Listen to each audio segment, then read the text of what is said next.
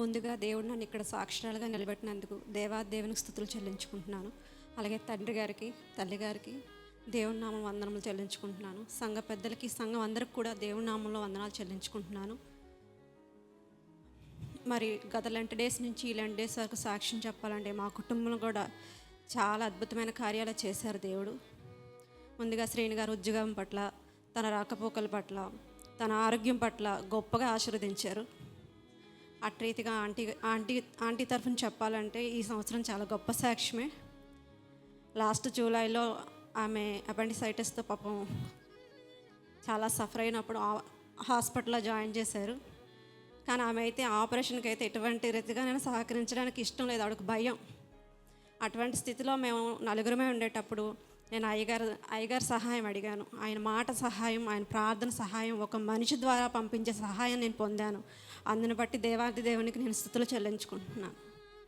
ఇంకా అదే కాకుండా ఆమెకి అది అయిపోయిన తర్వాత మళ్ళీ ఆస్తమాతో ఒక 20 డేస్ సఫర్ అయ్యారు. నవంబర్లో పాప నిద్రపోయేవారు కాదు, రాత్రి పగలు నిద్ర ఉండేది కాదు, దగ్గు, విపరీతమైన ఆయాసం, అంతలా సఫర్ అయ్యేటప్పుడు మేము చూస్తున్నప్పుడు దేవుని బట్టే ప్రార్థించుకుంటూ ఆ విధంగానే మేలు పొందాము అని చెప్పాలి. ఎందుకంటే శైలు నువ్వు ప్రార్థన చేయి, నేను ప్రార్థనలో నాకు నమ్మకం ఉంది అని ఆమె రోజు ప్రార్థన చేయించుకునేవారు. అది నా గొప్పతనం కాదు, ఎందుకని అలా అడిగారో నాకు తెలియదు, కానీ నేను ప్రార్థిస్తుంది కానీ త్వరగానే కోలుకున్నారు, చక్కగా మళ్ళీ డ్యూటీకి వెళ్ళిపోయారు. దాన్ని బట్టి దేవుని కృతజ్ఞతలు చెల్లించుకుంటున్నాను. ఇంకా చెప్పాలంటే మొన్న రీసెంట్గా ఆమె డ్యూటీకి వెళ్ళేటప్పుడు పాపం నడుస్తున్నప్పుడే కాలు బెండే పడిపోయారు. కాలు జస్ట్ బెనికింది. ఆమె ఈ సంవత్సరంలో చాలా సఫర్ అయ్యారని చెప్పొచ్చు, కానీ మేళ్ళే చేశారు. ఇంకొక యాక్సిడెంట్ కూడా అయింది, అక్కడి నుంచి కూడా కాపాడారు దేవుడు. ఇంట్లో చిన్న అలజడి అయిందని చెప్పి కోపం మీద ఆమె డ్యూటీకి బయలుదేరేటప్పుడు ఆటో అయినా స్టీల్ ప్లాంట్ చెక్ పోస్ట్ దగ్గర ఫాస్ట్గా వెళ్ళి ఎత్తేసాడనమాట. అప్పుడు ఏమైందంటే ఆటోకి బలంగా తగిలింది, హెడ్ చాలా గట్టిగానే తీవ్రంగానే తగిలింది, చాలా బొప్పి కట్టేసింది.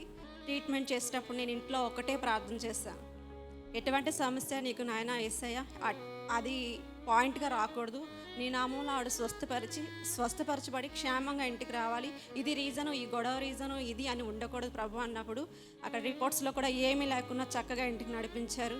అందుని బట్టి దేవునికి థ్యాంక్స్ చెప్పుకుంటున్నాను. మరి స్వీట్ తల్లి విషయంలోకి వచ్చినట్లయితే ఆమె సాక్ష్యం ముందే మీకు తెలుసును, కానీ ఇంటర్మీడియట్లో చెప్పాలంటే ఆమె నిజంగా అయ్యగారి దగ్గర తీసుకొచ్చినప్పుడల్లా ఒకటే మాట అనేవారు, నీకు సంపూర్ణమైన జ్ఞానం ఇచ్చేసాడమ్మా, నువ్వు ఆ జ్ఞానం ఉపయోగించుకో, చక్కగా రాయు, చక్కగా చదువు అని దీవించేవారు. అట్రీతిగానే తండ్రి ఆ అమ్మాయికి నా సహాయం కానీ ఎవరి సహాయం లేకుండా అంత జ్ఞానం ఇచ్చి, నిజంగా చెప్పాలంటే అంత సమర్థత ఇచ్చి అమ్మాయిని చదువుల్లో రాణింపు దయచేశాడు. రాత్రి పగలు సెలవు పెట్టి చదువుకుంది, చక్కగా ఎగ్జామ్స్ రాసింది, చక్కగా నాయన మంచి మార్క్స్తో క్వాలిఫై చేస్తారని, ఆయన మహిమ పొందుతారని ఆయన కృతజ్ఞతలు చెల్లించుకుంటున్నాను. అట్రీతిగా ఇంకా మెయిన్స్ ఫస్ట్ టైం కూడా రాసేటప్పుడు క్వాలిఫై అయింది, దాన్ని బట్టి దేవునికి మహిమ చెల్లించుకుంటున్నాను. ఇంకా సెకండ్ టైం కూడా తను అటెంప్ట్ చేస్తుంది, కొంచెం పర్సంటైల్ ఇంక్రీజ్ చేసుకోవడానికని. తనకి ఇంకా రాయబడే ప్రతి ఎగ్జామ్కి దేవుడి జ్ఞానం దయచేసి నడిపించాలని ప్రార్థిస్తున్నాను. మరి నా విషయంకి వస్తే ఇక్కడి నుంచోని ఎంతోమంది ఎన్నో సాక్ష్యాలు చెప్పారు, ఏడుస్తూ చెప్పారు, నెక్స్ట్ సంతోషించి కృతజ్ఞతలు చెప్పుకున్నారు. కొందరు దైవికంగా ఆధ్యాత్మికంగా తన జీవితాన్ని ఏ విధంగా ఉన్నారన్నది సాక్ష్యాలు చెప్పుకున్నారు. మరి నా విషయంలో కూడా నేను కూడా దేవుడి విషయంలోనే చెప్పాలనుకుంటున్నాను. ఒక సంవత్సరంన్నర క్రితం నాకు కొన్ని రోజులుగా ఇంట్లో కొన్ని తలంపులు వచ్చేటప్పుడు ఆ సమయాల్లో రోజు ప్రార్థన చేసుకునేదాన్ని. అప్పుడు సమయంలో పాస్టర్ గారు లేరు, ఫారెన్ వెళ్ళారు. ఆయన వచ్చిన తర్వాత ఒక్కటే చెప్పాను నేను. ఆయన వచ్చిన ఫస్ట్ వీక్లోనే అయ్యగారిని కలిసి చెప్పాను. మరి ఆయనకు గుర్తుందో లేదో కానీ నాకు తెలియదు, కానీ డాడీ నాకు ఇలా ప్రతిరోజు ప్రేయర్ చేసుకున్నప్పుడు 3 తలంపులు వస్తున్నాయి, ఇలా వస్తున్నాయని చెప్పేటప్పుడు చెప్పనాన్న అన్నారు. అయ్యగారు నేను కుటుంబ బాధ్యతల్లోని ఓపిక, సహనం, ధైర్యంతో దేవుడు రాకడ వరకు నిలకడగా ఉండాలని ఒక ఆలోచన వచ్చేది, ఒక తలంపు వచ్చేది. నెక్స్ట్ నా కడ వరకు నమ్మకంగా విశ్వాసంగా జీవించాలని ఒక తలంపు వచ్చేది.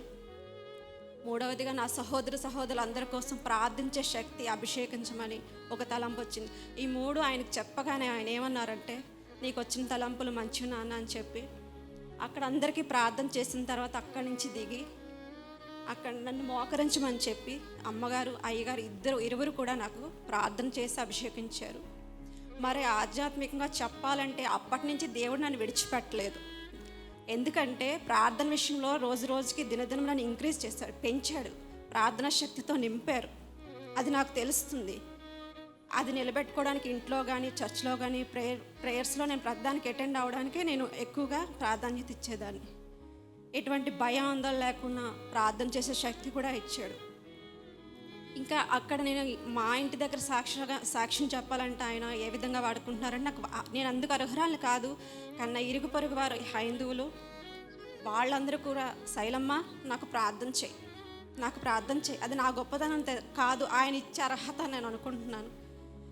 వాళ్ళు ఏ సమస్య వచ్చినా నా గేటు దగ్గరికి వచ్చి నన్ను గేటు కొట్టి నన్ను పిలిచి నా కొరకు ఈ ప్రార్థన చేయమన్నప్పుడు నేను అక్కడ ఆ క్షణంలోనే థ్యాంక్స్ చెప్పుకుంటూ ప్రార్థన తప్పకుండా చేసేదాన్ని. వాళ్ళ ఇంటికి వచ్చి చేయమన్నా వాళ్ళ ఇంటికి వెళ్ళి చేసేదాన్ని. జోసఫ్ అంకుల్ కూడా ఎక్కువ మాట్లాడరు, కానీ ప్రార్థన అవసరం వస్తే మాత్రం కంపల్సరీగా శైలమ్మ నాకు ప్రార్థన చేయి. ఇటు రీతిగా దేవుడు వాడుకుంటున్న విధానం బట్టి దేవుని థ్యాంక్స్ చెప్పుకుంటున్నాను, కృతజ్ఞత చెల్లించుకుంటున్నాను. ఇంకా నేను ఆయనలో వాడబడాలని ఎదురు చూస్తున్నాను. ఎన్ని విషయాల్లోనైనా మన పరిస్థితులు చుట్టువారికి తెలియకపోయినా ఆయనకు మాత్రం అన్నీ తెలుసు. మన పరిస్థితులు స్థితిగతులు ఏ పరిస్థితి గుండా వెళ్తున్నామో సాటివారు అర్థం చేసుకోకపోయినా సరే దేవుడికి అన్నీ తెలుసు. కానీ ఇలా నా జీవితంలో జరుగుతుండగా మరి కొన్ని మానసికంగా లేకపోతే శారీరకంగా లేకపోతే లోకానుసారంగా నేను బాధలు పడ్డాను. ఎందుకంటే ఈ సంవత్సరంలో నాకు ఒక ఫీవర్ వచ్చింది. అది ఆ ఫీవర్ ఏంటంటే కృంగదీసేసింది అన్న. ఎప్పుడు నాకు కరోనా టైంలో కూడా వైరల్ ఫీవర్ కానీ ఏ ఫీవర్స్ రాలేదు. ఎప్పుడు నా హెల్దీగానే ఉండేదాన్ని, ముగ్గురికి సహకారిగానే ఇంట్లో పనులన్నీ చేసుకునేదాన్ని. ఒక్కసారిగా నాకు ఆ ఫీవర్ వచ్చేసరికి ఏమైందంటే ఇంకా నేను టోటల్గా వెయిట్ పెరిగిపోయి బాడీ అంతా వాటర్ వచ్చేసి పెయిన్స్ ఒక స్టెప్ కూడా వేయలేని పొజిషన్ పెట్టాడు. అంటే దేవుడిని అనకూడదు. ఆ టైంలో నాకు అలా చేస్తున్నాడంటే నేను ప్రార్థనలో ఎక్కువగా ఉంటున్నానని. అయినా నేను విడిచిపెట్టలేదు. నాకు నువ్వు ఇచ్చిన ఇది సమయం ప్రభు, ఇది శోధకుడిది కాదు. నా జీవితంలో శోధకుని రానివ్వను. నా జీవితంలో జరిగిందంతా నీ చిత్తమే అని నేను ఆయనలో బలపడేదాన్ని రోజు రోజుకి.